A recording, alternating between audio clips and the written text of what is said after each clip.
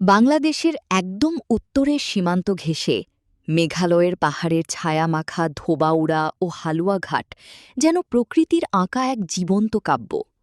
সবুজ পাহাড়, নদী, ঝর্ণা, হাওরের বাতাস আর মানুষের আন্তরিকতায় গড়ে ওঠা এই জনপদ শুধু একটি এলাকা নয়, এটি ইতিহাস, সংস্কৃতি, সম্প্রীতি ও দেশপ্রেমের এক অনন্য অধ্যায়।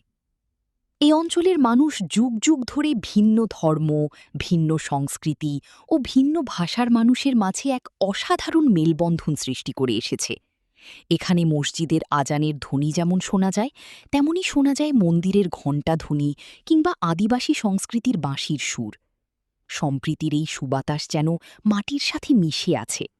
মানুষে মানুষে ভালোবাসা, পারস্পরিক সম্মান আর সহানুভূতি এই অঞ্চলের সবচেয়ে বড় পরিচয়। দেশের প্রতি ভালোবাসার প্রশ্নে কখনো পিছিয়ে ছিল না ধোবাউড়া ও হালুয়াঘাটের মানুষ। মহান মুক্তিযুদ্ধের সময় এই সীমান্ত অঞ্চল ছিল সাহস, ত্যাগ আর সংগ্রামের এক উজ্জ্বল সাক্ষী। অসংখ্য তরুণ জীবন বাজি রেখে ঝাঁপিয়ে পড়েছিল স্বাধীনতার যুদ্ধে। কেউ অস্ত্র হাতে যুদ্ধ করেছে, কেউ মুক্তিযোদ্ধাদের আশ্রয় দিয়েছে, কেউ খাবার ও সাহস জুগিয়েছে। পাহাড়ি পথ, সীমান্তের জনপদ আর গ্রামের পর গ্রাম তখন হয়ে উঠেছিল মুক্তির সংগ্রামের নীরব ঘাঁটি। স্বাধীনতার দীর্ঘ ৪৭ বছর পেরিয়ে আজ এই অঞ্চল বদলে গেছে অনেকটাই।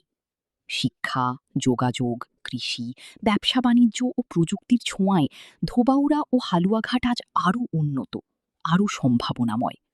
কাঁচা রাস্তার জায়গায় পাকা সড়ক, গ্রামের বাজারে আধুনিকতার ছোঁয়া।